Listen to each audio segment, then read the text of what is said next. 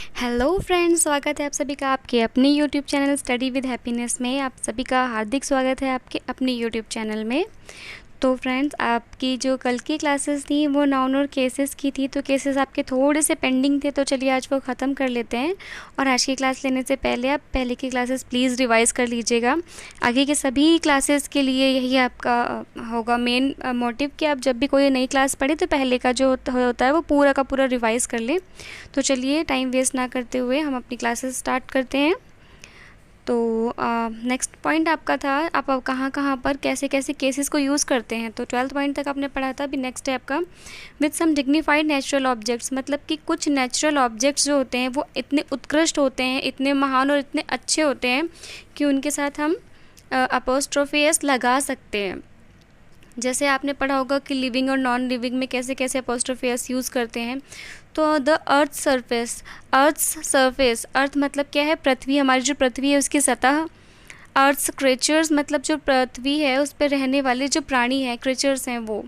The sons raise यानी कि सूर्य से निकलने वाली किरणें। द माइंड्स आई मतलब कि हमारे जो दिमाग यानी कि हमारे जो सेंसेस होते हैं उसकी आँखें। ज़रूरी नहीं है, कभी कभी ऐसा होता है ना कि हम एक दूसरे से ये बोल देते हैं कि नहीं, मेरी सिक्स सेंस ने ये बता दिया है या मेरा दिमाग ये बोल रहा है करने के लिए, उसी के पर्पज़ से ये यहाँ पर लिखा गया द माइंड साइड।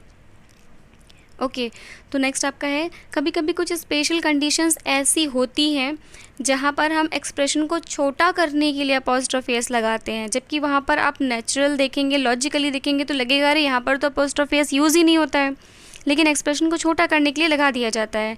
जैसे the ship's arrival, the ship's departure, the plane's arrival, the plane's departure. यही आपका ट्रेन के साथ भी हो सकता है, गाड़ी के साथ भी हो सकता है। Okay, anybody, somebody, nobody, everybody, anyone, someone, known, everyone. इस टाइप के जितने भी आपके एक्सप्रेशन हैं इसके साथ अपोस्ट्रोफी एस लगाते हैं। एवरीबडीज़ बिजनेस इज़ नोबडीज़ बिजनेस, यानी कि यहाँ पर आप नॉर्मली देखते होंगे जो हर किसी का काम होता है वो किसी का काम नहीं होता है। आप छोटे मोटे कोई भी एग्जांपल ले सकते हैं, जैसे नॉर्मल इंसान जो होता है उसको दूसरे की लाइफ से बहुत ज़्यादा इंटरफेयर करने में मतलब होता है, जबकि उस शख्स से कोई लेना देना नहीं होता है। तो बस उसी के लिए छोटा सा एक्सप्रेशन, एक लाइन है, एवरीबडीज़ बिजनेस इज़ नोबडीज़ बिजनेस, यानी हर व्यक्ति जो काम करता है वो एक्चुअली किसी का काम होता ही नहीं है। ओके, नेक्स्ट है आपका, अगर एनीबडीज़ और समबडी के बाद एल्स का यूज़ हो तो भी हम अपोस्ट्रोफी एस का यूज़ जो करते हैं वो एल्स के बाद करते हैं। जैसे I like his nature and not anybody else's, यानी कि इसका मतलब ये है कि मुझे उसका नेचर पसंद है और किसी का भी पसंद नहीं है। तो यहाँ पे जो लास्ट में एल्स लगा है उसके साथ हमने अपोस्ट्रोफी एस का यूज़ किया है। नेक्स्ट आपका है जो ये कंस्ट्रक्शन है, a noun plus of plus noun, यानी कि नाउन के पहले ए वर्ड यूज़ हुआ है, अ नाउन, उसके बाद ऑफ, उसके बाद फिर से नाउन। जो इस टाइप का कंस्ट्रक्शन होता है ना उसमें जो लास्ट वाला नाउन होता है हम उसके साथ अपोस्ट्रोफी एस लगाते हैं। यदि वह नाउन फिक्स हो, मतलब कि आप उस नाउन को पहले से जानते हैं, फिक्स नाउन है, नोन नाउन है, तो उसके साथ हम अपोस्ट्रोफी एस लगा लेते हैं। जैसे एग्जाम्पल है आपका, अ बुक ऑफ सीताज, मतलब सीता की बुक्स में से एक।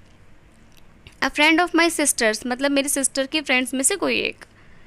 तो जो सीता है, अ बुक ऑफ सीता, आप सीता को जानते हैं कि ये उसकी बुक है। अ फ्रेंड ऑफ माई सिस्टर, आप अपनी सिस्टर को जानते हैं कि उसके फ्रेंड है। लेकिन a picture of Sita, a picture of Sita's, दोनों में डिफरेंस है, दोनों सेंटेंस का मतलब बदल जाता है, जबकि डिफरेंस सिर्फ और सिर्फ अपोस्ट्रोफी एस का ही होता है। अ पिक्चर ऑफ सीता मतलब सीता की एक तस्वीर, अ पिक्चर ऑफ सीताज इसका मतलब ये सीता के पास जितनी भी तस्वीर है ना उसमें से एक। अ पिक्चर ऑफ सीता, सीता की तस्वीरों में से एक है ये।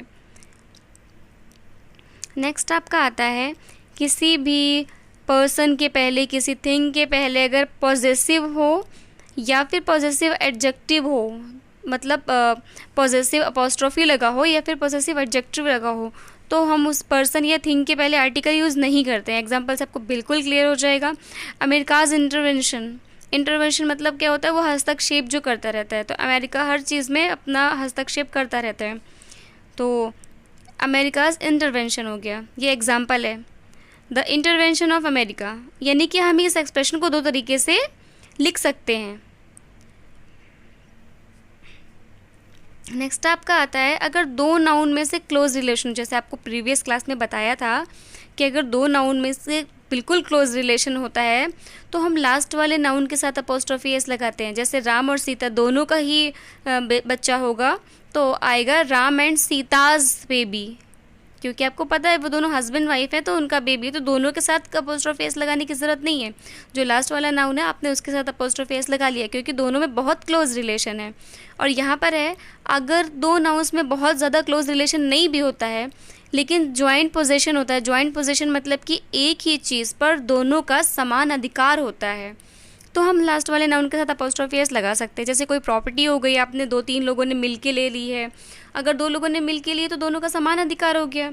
तो हम जैसे आपके पास राम और सीता हैं, दोनों ने मिल के लिया, या फिर राम और श्याम है, दोनों ने मिल के एक घर खरीदा है, तो राम एंड श्याम्स होम या हाउस ये हो जाएगा, राम एंड श्याम्स हाउस हो जाएगा, क्योंकि दोनों की उसमें इक्वल ओनरशिप है, दोनों समान रूप से उसमें अधिकार रखते हैं। और यहाँ पर आ गया राम एंड श्याम स्कूल, मतलब कि वो स्कूल उन दोनों का है, वो दोनों वहाँ पढ़ते हैं इसलिए उन दोनों का इक्वल राइट है, इक्वल अधिकार है उस पर, तो Ram and Shyam school. Next आपका है अगर पॉजेसिव का हम यूज़ देन के पहले हो तो देन के बाद भी पॉजेसिव का यूज़ होता है। जैसे कि the climate of Shimla is better than that of Delhi. अच्छा, इस टाइप के जो क्वेश्चन आते हैं बहुत ज़्यादा एग्ज़ाम्स में पूछे जाते हैं, पहले तो बहुत ज़्यादा ही पूछे जाते थे, अभी भी ये इंपॉर्टेंट है, आपको पता होना चाहिए कि अगर देन के पहले पॉजेसिव यूज़ है तो देन के बाद भी पॉजेसिव यूज़ होगा। और यहाँ पर पॉजेसिव का क्या काम कर रहा है, ऑफ कर रहा है। जैसे आपको बताया था अगर अपोस्ट्रोफी एस का यूज़ हम नहीं करते हैं तो हम उसकी जगह ऑफ का यूज़ करते हैं। और the climate of Shimla is better than that of Delhi. अच्छा, इसका एक तरीके से और एरर पूछी जाती है कि द क्लाइमेट ऑफ शिमला लिखा है तो द क्लाइमेट ऑफ दिल्ली क्यों नहीं लिखा है, क्योंकि आप सेम क्लाइमेट का ही कंपैरिजन कर रहे हैं, तो क्लाइमेट की ही बात कर रहे हैं, तो दो बार उसको लिखने की ज़रूरत नहीं है। The climate of Shimla is better than that of Delhi, यानी शिमला का क्लाइमेट दिल्ली से बेटर है। As in place of than, it means जैसे आप दैन का यूज़ कर रहे हैं, ऊपर दैन के पहले पॉसेसिव दैन के बाद पॉसेसिव, अगर हम उसकी जगह दैन की जगह एज का यूज़ करें, as in place of than, यानी कि your pen is not so expensive as mine. जैसे आपने ऊपर लिखा है ना the climate of Shimla is better than that of Delhi, अब यहाँ पर दैन का यूज़ हो रहा है पॉसेसिव के लिए, यानी कि दैन के पॉसेसिव का यूज़ दैन के पहले और दैन के बाद हो रहा है, दैन बीच में आ रहा है। उसी तरह यहाँ पर एज का जो है उसके पहले है पॉसेसिव का यूज, तो उसके बाद है your pen is not so expensive as mine, जैसे कि तुम्हारा पेन उतना एक्सपेंसिव नहीं है जितना कि मेरा है, तो यहाँ पर एज के पहले भी पॉसेसिव है, एज के बाद भी पॉसेसिव है। ओके, नेक्स्ट आपका है जीरेंड के पहले भी पॉसेसिव एडजेक्टिव हम यूज़ कर सकते हैं। जैसे you should not mind him coming late, यानी कि अगर वो लेट आ रहा है तो आपको माइंड नहीं करना चाहिए, you should not mind him coming late. Okay, next आपका है जब नाउन्स का अर्थ, नाउन्स मतलब नाउन हो गया और अपोस्ट्रोफी एस, जब नाउन अपोस्ट्रोफी एस का अर्थ noun apostrophe s plus noun हो तो नाउन्स का यूज़ एज अ सब्जेक्ट होता है। फॉर एग्जाम्पल आप देख सकते हैं Sita's is a new house. अगर आपने ये रूल नहीं पढ़ा है तो आपको ये बिल्कुल समझ नहीं आएगा, आपको ये बिल्कुल गलत लगेगा, लेकिन आप इस रूल को बहुत ज़्यादा ध्यान से पढ़िएगा और ध्यान से याद करिएगा। जब नाउन अपोस्ट्रोफी एस यानी नाउन्स का अर्थ नाउन्स प्लस नाउन हो तो नाउन्स का यूज़, या नाउन्स मतलब नाउन के साथ अपोस्ट्रोफी एस लगा हुआ है तो नाउन अपोस्ट्रोफी एस का यूज़ हम एज अ सब्जेक्ट करते हैं। Sita's is a new house, इसका मतलब सीता का घर नया है। अब आपके सामने कुछ वोकैब्स हैं, आप थोड़ी थोड़ी करके वोकैब्स याद करेंगे तो आपको बहुत अच्छे से याद हो जाएंगी और धीरे धीरे करके आपकी वोकैबलरी बहुत स्ट्रांग हो जाएगी, क्योंकि वोकैबलरी ऐसी चीज़ है जो आप एक साथ रट नहीं सकते हैं। तो आज आपने थोड़ी याद कर ली, कल आपने थोड़ी याद कर ली, एक टारगेट बना लीजिए कि आपको डेली 5-10 जितना भी आप कर सकते हैं उतनी वोकैब्स आप याद कर लिया करिए और उसका रिवीजन करते रहिए टाइम टू टाइम, और देखिए आपकी वोकैब्स इतनी ज़्यादा स्ट्रांग हो जाएगी कि किसी की भी नहीं होगी। बस आपको कंसिस्टेंसी के साथ डेली एक छोटा सा टारगेट कंप्लीट करना है, चाहे वो 5 वोकैब्स का ही क्यों ना हो। तो आज आपके लिए कुछ वोकैब्स हैं, बहुत इंपॉर्टेंट हैं, बहुत अच्छे से आपको डिस्क्राइब करने वाले हैं, तो आप अच्छे से इसको ध्यान से पढ़िएगा, अपना पेपर पेन ले लीजिएगा, अगर कोई डाउट हो तो उसे नोट कर लीजिएगा। ओके, यहाँ पर आता है पर्सपिकेशियस। आपका प्रोनाउंसिएशन लिख दिया है, अगर आपको कोई डाउट हो पढ़ने में तो पर्सपिकेशियस मतलब होता है शार्प, कीन माइंडेड, पियर्सिंग। अच्छा, पियर्स मतलब क्या होता है? जैसे आप छेदना होता है, जैसे आपका लड़कियों के साथ होता है, लड़कों के साथ भी होता है। वो फैशन में भी अपने कानों में पियर्सिंग करवाने लगे हैं, जिसे कर्ण छेदन बोलते हैं। तो पियर्स मतलब होता है चुभोना या छेद करना।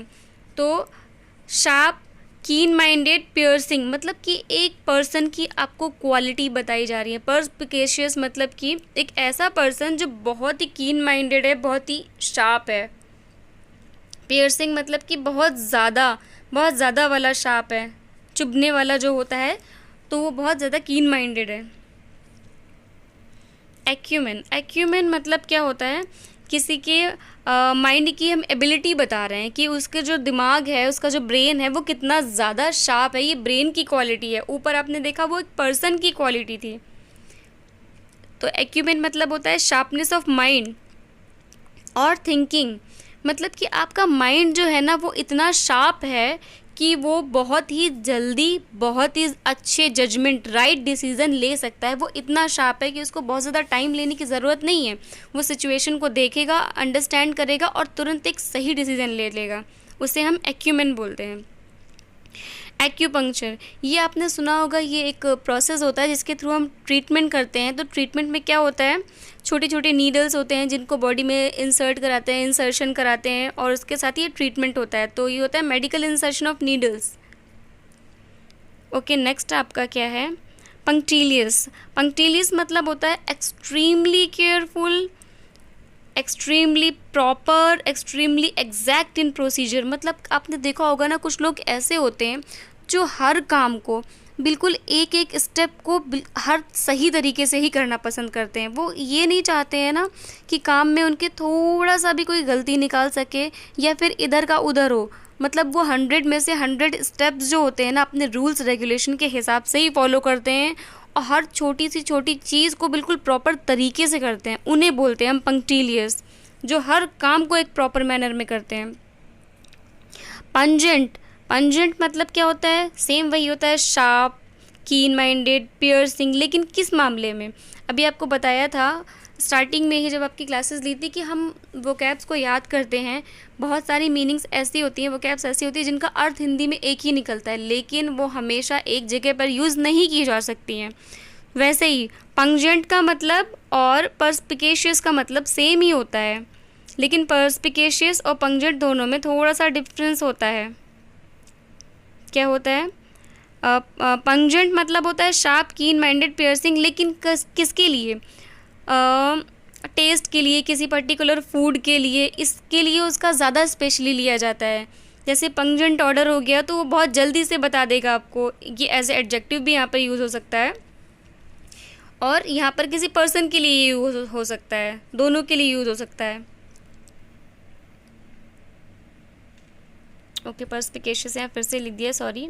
पर्सपिकेशियस मतलब keen minded, sharp, clear, easy to understand. जैसे आपका बताया गया था कि जो एक्यूमेन होता है उसके अंदर बहुत ज़्यादा काबिलियत होती है तुरंत अच्छे से जजमेंट लेने की सिचुएशन को देख के। और जो पर्सपिकेशियस पर्सन होता है वो किस टाइप का होता है? उसके अंदर भी बहुत ज़्यादा एबिलिटी होती है, वो शार्प माइंडेड होता है, कीन माइंडेड होता है, लेकिन हर चीज़ को इतनी आसानी से समझ लेता है। उसके अंदर पहले से ही इतनी क्वालिटीज़ होती हैं कि उसे हर चीज़ को बार बार बताना नहीं पड़ता है। सूक्ष्मदर्शी मतलब कि वो छोटी सी छोटी चीज़ को इंस्पेक्ट कर लेता है ऐसे कि उसे बताना नहीं पड़ता है और वो अच्छे से पहले से ही समझ जाता है। Okay, retrospect.